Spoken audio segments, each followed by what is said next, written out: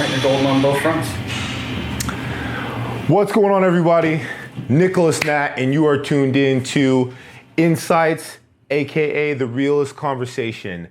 This show and this part of the Natt Fitness Method is really designed to give it insight to a topic that's ultimately going to benefit you guys. And so obviously this is episode 1, which is why I'm giving an explanation. You guys might only hear this one time, but these are all things that I myself, which I'll give you a little bit of a breakdown, believe are going to be able to help you quintessentially break through where you are, where you might be stuck, and help you ultimately be able to navigate where it is you're trying to go.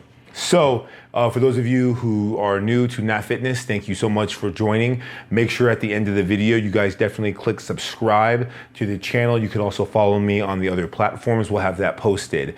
The short story of why I do what I do and why this video even exists is really because I believe in human optimization and potential. What do I mean by that? Well, at the end of the day, we all have goals and we all have desires to have more fulfilled lives and try to do more with ourselves.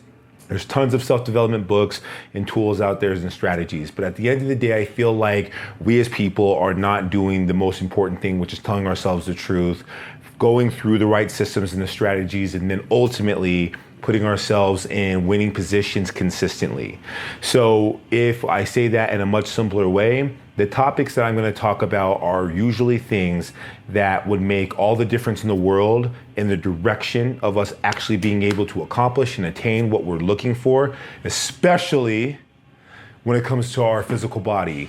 And when we're not seeing those kinds of results with our physical body, it's probably because there's something incongruent in our life that we are continuing to mess, aka F up.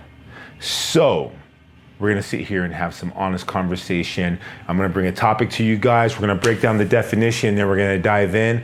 If that's okay with you, ready to go? Is that good? Yes or yes? Awesome. So today's topic, driving force. Now, I wanna talk a little bit about the dilemma, and then I wanna talk a little bit about why I think this is important. So here's my dilemma.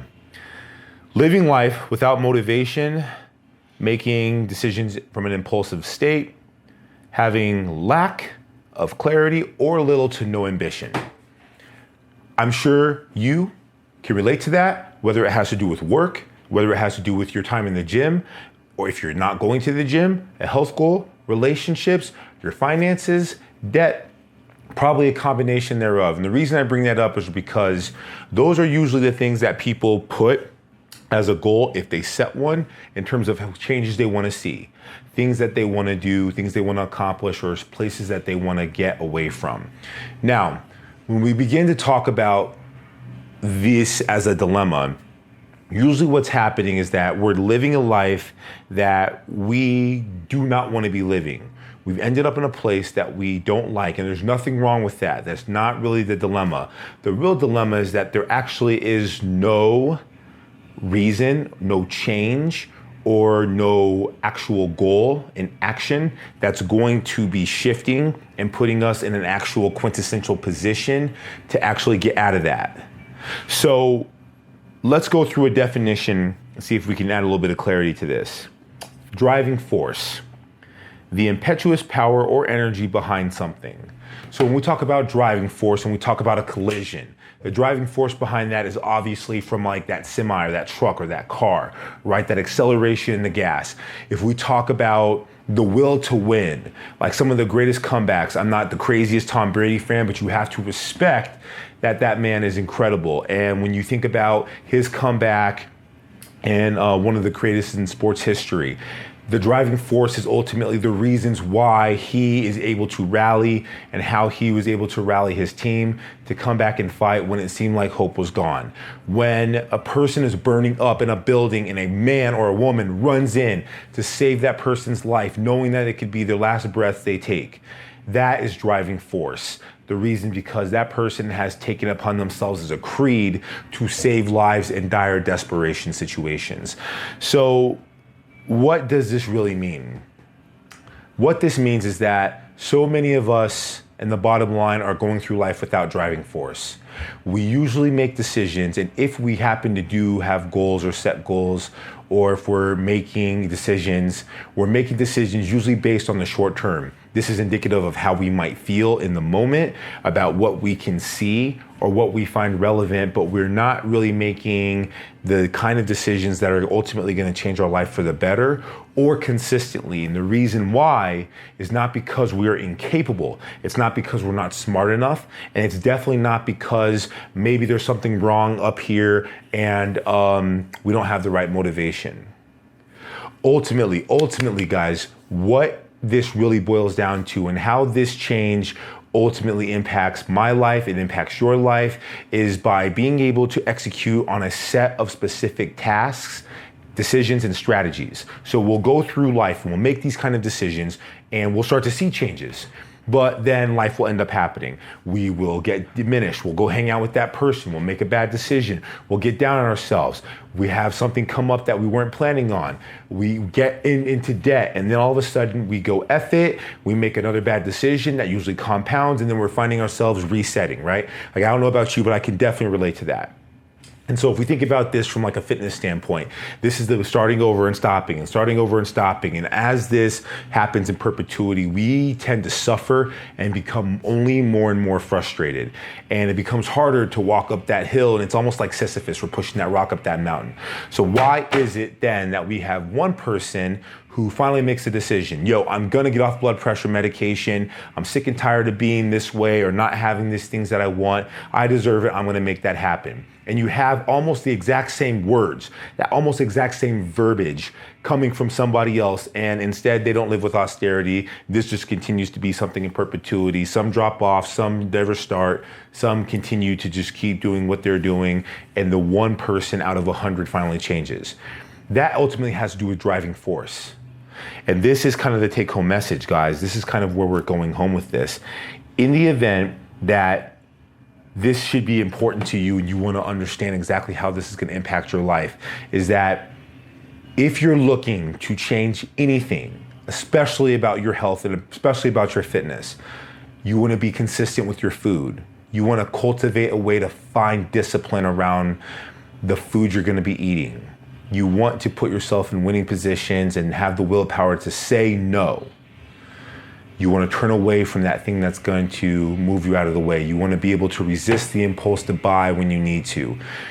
When you want to make these simple decisions versus these errors in judgment, what is going to empower you not only to do that once, but twice, the third or the 20th or the 200th time, consistently, is ultimately going to come from driving force. And I want to talk to you about how powerful driving force really is. Driving force has to be something that's authentically you. I think that is probably the biggest cardinal rule when it comes to driving force. It cannot be something that your parents or your mom or dad or something even that you adopted as yourself. And I'm guilty of this because I can tell you guys from a story, which I'm going to talk about here in a second, that I wanted to be a professional basketball player for a long time, and that goal existed primarily because I felt like that's what everyone told me and that's what I expected of myself, but it wasn't really what I wanted. And for 18 years of my life, I let that be the narrative, the story, when in reality, if you ask me now what my driving force is, I know exactly what those things are and what that's helping me actually accomplish. So I want to talk to you about the power of driving force. There's a man named Michael Jordan. You guys might have heard of him.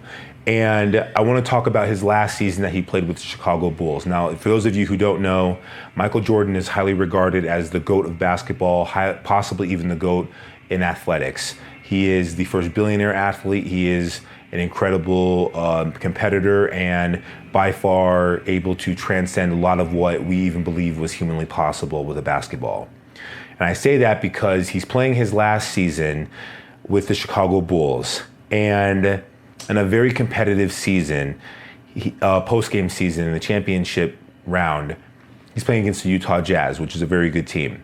And he ordered a pizza late at night, and it was himself, his trainer, Tim Grover, and another person. 6 people, 6, showed up to deliver a pizza, which sounds kind of sketch because I don't know about you. I've never ordered a pizza or heard of a pizza being delivered. and there being 6 people. I've heard of 6 pizzas being delivered in one person, but never 6 men delivering one pizza. And his trainer said, Mike, you know what? I really don't have a good feeling about this. Mike said, no, I'll be fine. He ate the pizza.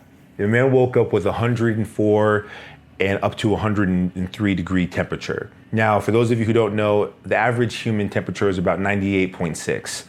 And to have 100 degree temperature is sickening. To be 104 is near death. And they had him in ice cubes in a tub all day.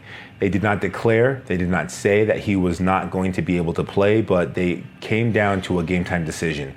Now, let me sit here and tell you guys something that you don't know. If you guys have never had food poisoning, God bless you. I pray that that never actually does happen. But for those of you like myself who have had salmonella or some other form, it is probably the most excruciating pain. Psychologically, you're tapped out. You have no control over your body. It is worse than the flu. It is honestly, in my opinion, even worse than COVID. It is terrible. And this man had 104, 103 degree temperature and sat in a bed of ice all day because he was sick. Not only did this man harbor the will, still with his fever, to suit up, warm up, play in a game, but he played in a very crucial moment in the fourth quarter where he rallied a comeback behind a winning Jazz team away from Chicago, playing in Utah, to steal the ball from who was the MVP that year, Karl Malone. He took the ball down the court and created what is known as one of the most famous plays in sports history, but especially in NBA history, which is the step back where he hits a jump shot over Brian Russell to win the game in the last second. And he did all of that sick as a dog. And I tell you that because if you give him an out, he deserved it. And by justification, by every nature, everyone would have said that it's completely understandable if a person, regardless of how much money they're making, has food poisoning and has 104 temperature and is sitting in a bag of ice, doesn't play in a 6th game. And he easily could have, because they would have played a game 7. And instead of taking it to a game 7 and finishing out the series, possibly in Chicago on his home court, he said no and insisted that he was going to not only just play in that game, but win, and he did. And the only reason that that happened is not because he is a benevolent, because at the end of the day, Michael Jordan has the same number of chromosomes I do and you do. It is because of the driving force and internally his desire to win. So go out and cultivate driving force and figure out how that can get you to execute on the things that you want. Because if you do, I promise you, it is going to do the same thing eventually in life, and that's to help you win at whatever game it is you're trying to accomplish. You guys, I want to thank you so much. I want you to definitely go down and subscribe. If this video has been impact, the word of mouth principle is something that I thrive on. Share it with at least one person you feel that could definitely benefit this. Feel free to definitely share this. You can subscribe to my YouTube channel, Natt Fitness Level Up Nation.